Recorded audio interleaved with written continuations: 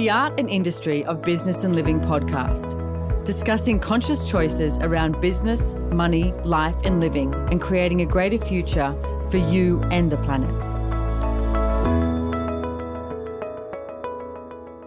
Hi everybody, welcome to the Art and Industry of Business and Living. You are with Simone Milasas, your host, and today I am in lovely Istanbul, Turkey. I have the Bosphorus Sea as my amazing, beautiful view with all of these ships going through into the Black Sea. It's quite an amazing view. I love this. And I can see the bridge of the East meets West bridge. But we're leaving here today. We're off to Roma, Italy.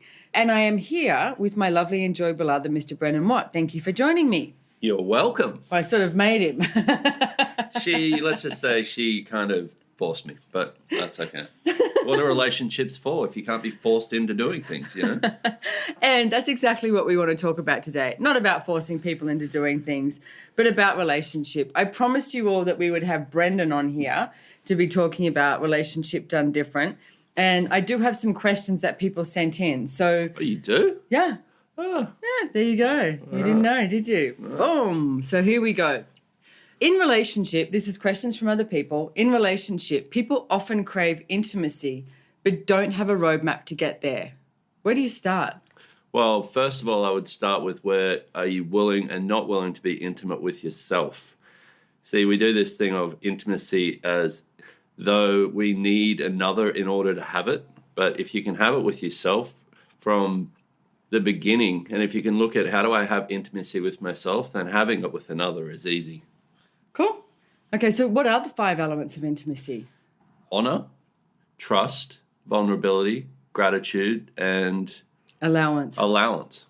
Yeah, and you know, I personally see allowance as being, it's like the starter. It's like if you start there, because if you're an allowance of everything, then what you can receive is phenomenal because you've spent so long trying to control everything. Well, and so many people have this mixed thing on what intimacy is, that once we get in a relationship, we must hold on to that person and that's our level of intimacy with them.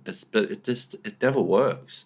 I mean, it might work for the first few weeks until that needy pull, it just becomes a drain on the relationship. So you got to look at, okay, having someone in your life should be adding to it always. If it's not adding to it, you got to look at what do we need to change here.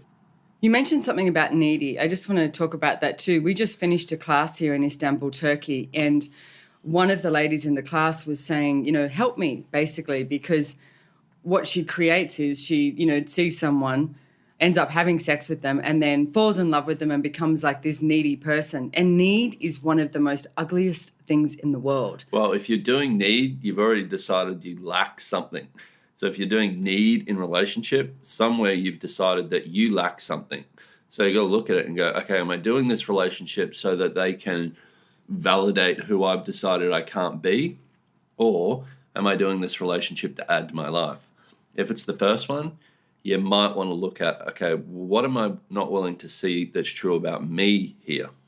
Because if you're doing relationship ever as a way to validate your lack or a way to hide something from you or a way to, if it's anything that's not about adding to your life, in the long run, it's not going to work. So, Brendon, the next question that someone sent in here was, Brendon, did you have any resistance to being vulnerable? Me resist? And if so, what did you do to overcome it? Being vulnerable is about having no walls and barriers up to anything. And for me growing up, I was taught that I had to put up walls and barriers in order to protect myself. And also I was taught that vulnerability was a weakness. So I realized that was all a crock of shit. So I looked at it and went, okay, if I wasn't to put walls and barriers up to this person or to this subject or to this whatever it was that was going on, how much more could I receive from it? So if you're willing to look at, okay, if I'm not going to put walls and barriers up to this, then you'll start to learn that you can receive things from people and from everything that you've never known that you could receive before. We're taught that we need to do everything ourselves, yet if we want to make something happen, yet one thing I've learned is with the vulnerability and not having walls and barriers up to things, a simple request can change anything if you're willing to receive it. So what do you mean by that, simple request? Well, if instead of going, okay, my relationship's crap, how do I fix it? If your relationship's not working and you're willing to be vulnerable with that one thing, and don't put walls up to it, don't go, well, it's not working because, but just go, look, this isn't working for me right now, to yourself. You don't say this to somebody else. And just say, okay, what's it going to take to change this? And with that one question and without those walls in place, you will be able to receive a different possibility. You never know how it's going to show up or when it's going to show up, but the universe is a magical place if you're willing to receive from it. So then what you're talking about, that would require a level of vulnerability that most people I see have not been willing to have. Yep. And the question, the end of it was, I think it was, how do you get there? How did you overcome it? Well, that was the thing, is recognize when you're putting walls up to something. You know, if you're putting wall up, go, all right, I'm putting barriers up here, push them down. It doesn't mean you got to go all spiritual and visualize it in your head. It's just like, okay, you'll sense the walls coming up around a topic or around you in order to stay hidden or protect yourself from that topic. Push them down. Go, I'm not doing this anymore. But you got to make the demand of yourself in order for that to work. And, you know, I was talking to a friend the other day, and his kid is doing really well for himself, and he wants to act, and he's in a, you know, major movie in Hollywood at the moment. I know the kid, he's just awesome. Yeah, he's amazing. But the funny thing is, he's with some of these actors that have been around for years who most people would go, oh my God, I'm in a room with these people. And he was like, Dad, they're just people. Yeah. And it's like, and that's, I think, how you have to come across with everything in life. It's like, people are just people. It's like, how many times do you try and get something right in front of someone because you think everyone else is right and you're wrong? Yeah. It's not true. It's like, hey, one of the most beautiful things in the world, I think, is when you see someone stumble and fall and they get up with a smile on their face and they're like, hey, this is me, you know. Yeah, 2-year-old kids. Yeah. It's like you don't see them fall over and then go, oh my God, I just look like the biggest idiot. They fall over and then get back up again. Well, perfection is a judgment too. So everyone out there who's striving for perfection, not just in relationship, but in everything. Good luck. Will you please get over that point of view. Destroy and uncreate it. Time's a godzillion. Right and wrong, good and bad, pock and pot, all nine shorts, boys and beyonds. Clearing statement you can go check out at theclearingstatement.com from Access Consciousness. Brilliant. Okay, so next question is, how do you honour yourself, Brendon, and the other person at the same time? For me, to honour myself is about me never giving me up for anyone else.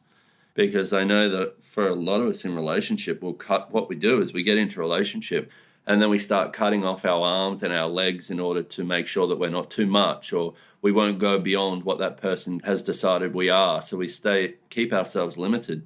To honour yourself is to recognise the greatness in you and to not give that up for anyone.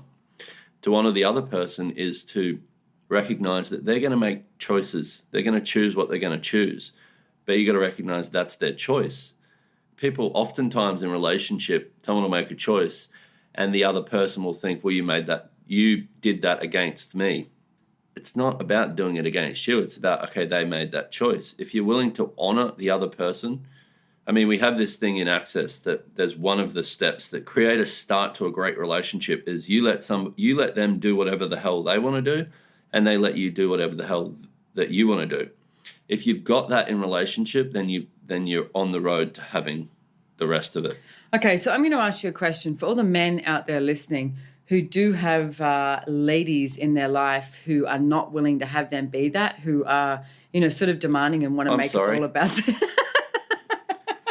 Been there, done that. And make it all about them. What are your advice to them? And what? The lady makes it. Yeah, like, you know, like you do get women in relationship who are extremely demanding and it's like almost like they don't, the energy is they're not allowing their husband or their partner to choose what they would like to choose. They're more like, well, what about me? Like that sort of energy. Well, what do you advise? I would say to the guys out there who have that is the more you resist that, the more it will occur. So what happens is we go, the partner in our relationship wants everything from us. We resist it, and then it makes it a million times harder. If that's the case and you look at, okay, can this person change this? No. What if you make it all about them? Instead of resisting them needing you to make it all about them, make it all about them. But I mean, you got to play with these things and see what's going to work with that person.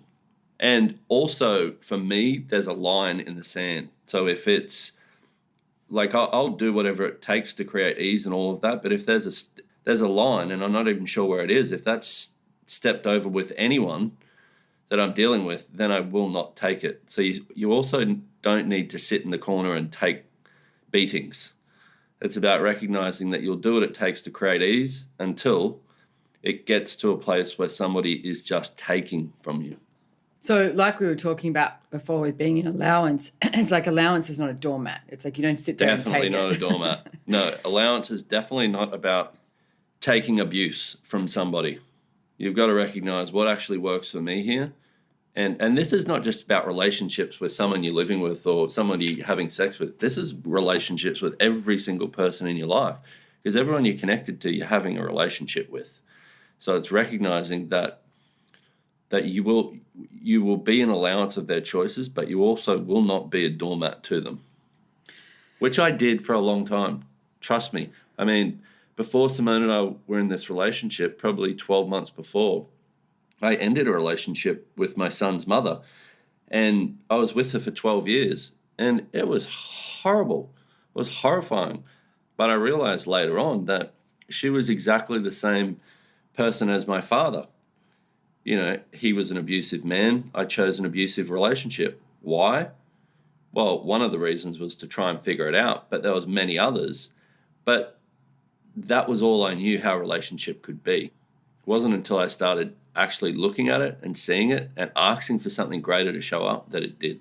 And I've got to say, my new little fun saying from my friend Dr. Jane here is don't look for the why, pock and pod the lie. Yep. Because we often so many times look for the why did I choose this? And then what are you doing? You're going into judgment. You're going into this like this episode that just goes around and around and around and around. So don't look for the why. It's like pock and pod the lie, which is the Access Consciousness Clearing Statement. Like how many lies, whose lies and what lies have you created? Are you using to create the relationship you are currently choosing? And everything that is times a godzillion when you destroy and uncreate it. Right and wrong, good and bad, pod and pock, all nine shorts, boys and beyonds. And be grateful for every choice you've made, because every choice you've made ever has gotten you to where you are now. The thing with that is, if you're grateful for them, when you're grateful for all the choices that you've made, you'll start to see the brilliance in them. For me, you go, well, how is choosing a relationship for 12 years that was abusive brilliant? Because it got me to see different things about what would help me to get to where I am today. So you can't look at the wrongness of your past as if it will somehow change it. If you look at, wow, that was brilliant that I did that because it gave me this awareness. It gave me this knowledge. It gave me this knowing about me. Then you're doing a great job, but recognize that you can't stuff anything up. You can only make choices that will create more awareness in your life. So here's the next question, and these are all about the 5 elements of intimacy. Oh, good. Is if you've been in a relationship where there wasn't a lot of trust, which I think we've established that did occur, so yes, how do you start trusting again? Well, you got to start with you, and trust is the recognition that somebody's going to choose what they're going to choose no matter what. I don't trust anyone thinking, well, I trust them to do the right thing. I trust them to know that they're going to choose what they're going to choose. So if you're with somebody who lies to you all the time, then trust them. Trust that they're going to lie to you all the time. But trust is about knowing. It's not about blind faith. Because in this world, in this reality, trust is about deciding what somebody is and then shutting off all awareness that doesn't match it. So we go in relationship, we go, well, I trust them, I love them, I trust them utterly. And they're in the next room talking behind your back or whatever. And you cannot see that. Even if they're doing it in front of your face, you cannot see it because you've already decided that you trust them and they would never do that. And I want to add, just because you've had a bad relationship, it doesn't mean you have to have all bad relationships, or don't create your relationship now based on the past. I remember when I was first started seeing Brendon many years ago, and we were lying on the couch watching a movie, and it was fragile. And the movie had Cameron Diaz in it, and she looked awesome. She looked hot. And I remember turning around to Brendon and go, doesn't Cameron Diaz look hot? And I was like, check out her legs. She's stunning. And Brendon looked at me with this like, It's a trap. I don't really know what to say right now. But then I looked back at him because I was like, it was such an odd energy. I was like, why isn't he commenting like or saying anything? And he had this look on his face like, I don't know what to say now. I really don't know what to say now. And I went, don't you think she's hot? And he was like, yes. No. And then I went, what's going on? He said, Simone, he said, I would have gotten so much trouble for that in my previous relationship. She would have said something like that. And then if I had agreed, it would have been on. Like she would have been like, hounding him going, right, all you want to do is have sex with someone like Cameron Diaz or, blah, blah, blah, and going on. Oh, yeah. It would have been World War III. Totally. I was like, no, I'm just in admiration of Cameron Diaz's legs and how stunning she looked and thought I would comment. No trap there. So don't base your relationship that you can have on the past that you did create. It's like aligning your future based on the past is not the way to create something greater. And by the way, for people in a relationship, I'm going to give you a little hint. People only ever accuse you of what they themselves are doing. What do you mean by that? If you're in a relationship and somebody says, you're always mean to me or something, they've already got the point of view that they're always mean to you. So recognize that if anyone's accusing you of something, they themselves are doing it. I mean, when I was in this relationship years and years ago, and she used to always say to me, you're cheating on me, you're cheating on me. Found out years later she was cheating on me. So it was like, that's the whole thing, is people will only ever accuse you of doing things if they themselves are doing it. Then You can't hide from it though. Okay, so the next question is, you say that gratitude is something we learn. Now, it's easy to be grateful for the positive things, but more challenging when there is an upset. Do you have a tool for times like that? I would say gratitude is not something we learn. I say ungrateful is something that we learn, because we come in as grateful and then we learn how not to have it. What was the second part? It's easy to be grateful for the positive things, but more challenging when there is an upset. Do you have a tool for that? Well, what if it didn't need to be challenging though? Because we have this thing where we go, something doesn't work the way we want it to, so now it's a challenge. What if it was working exactly the way that it needed to be, but it looked completely different to what you've decided it needs to look like? Now, what do I mean? Well, a lot of people they'll get a bill in the mail and they'll go, oh, gross, a bill, and they don't want to pay it. How much more does that add to your life? How much more will you receive with that point of view rather than, cool, a bill, I'm grateful, I'm making the money, I'll pay it.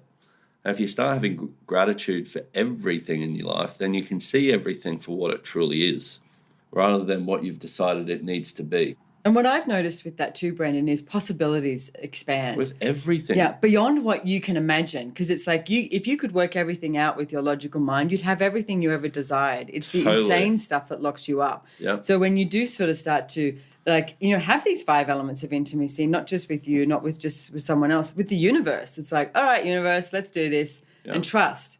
Well, that means, though, you've got to give up total control of situations. Oh my goodness. Which, trust me, is not easy because I'm a control freak of magnitude. But no. I also use it in places where it will work to my advantage. It's not about controlling the way that things show up. If you're asking for things to show up in your life, you need to recognize that they may not show up the way that you think they're going to. So can you give me an example of how you use it to your advantage in control? I would say if there's a situation that needs a certain direction that I know that my energy can create that, then I'll control the people involved in order to have it be created the way that I see it needs to be created. So there's a level of manipulation in that too. Yep. Mm-hmm. The big and M word. Sometimes I do it just because I can be an asshole. So the last question here is, they've written in saying, there's such an ease between you and the way you are together. That's referring to you and me. Yeah. And they ask, is that allowance? Yes, and that's also recognizing that we don't need anything from the other person. It's recognizing that we're both willing to have that ease with ourselves, and in that willingness to have that ease with ourselves, we can have it with the other person. If you want to create ease in your relationship, you've got to start with you. This needs to be the first thing if you're looking at creating a different relationship, is you've got to recognize every single thing that you're asking for in that relationship needs to start with you. And I got to add to it, no expectations of the other person. No, because as soon as you go to expectation and they cannot fulfill it, then you must, by necessity, separate from them. Well, for example, we travel a lot and we get to travel together, but there's also places that we go, that we're not together, but we never expect the other person to be there.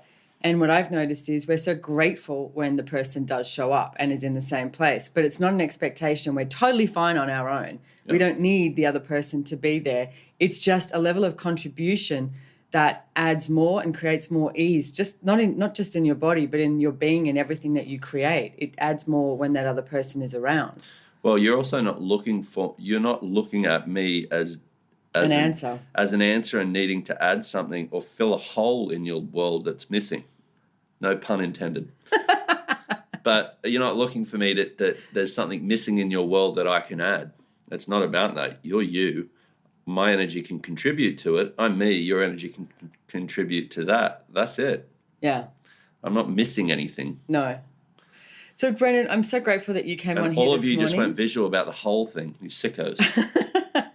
In Istanbul, Turkey. Yeah. And we're off to Rome today. So, Yay, Rome. Yes. So thank you so much for joining me. If you want to find out more about Brendon Watt, you can find him on accessconsciousness.com.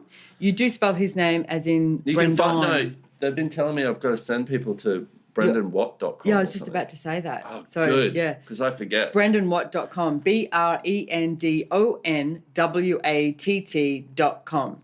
And you can also check out more about what I'm up to at SimoneMilasas.com, which is MILASAS.com with the Simone in front, which is like a Simon with an E. So if you're liking these podcasts, please share it with your friends, family, foe, anyone. And it's like what I would desire is to get these podcasts out there, get the tools of access consciousness out there so that we can change the world and start creating with it. Thanks for joining us. You're on The Art and Industry of Business and Living with Simone Milasas, live from Istanbul, Turkey. Thank you. Bye-bye, everyone. Bye.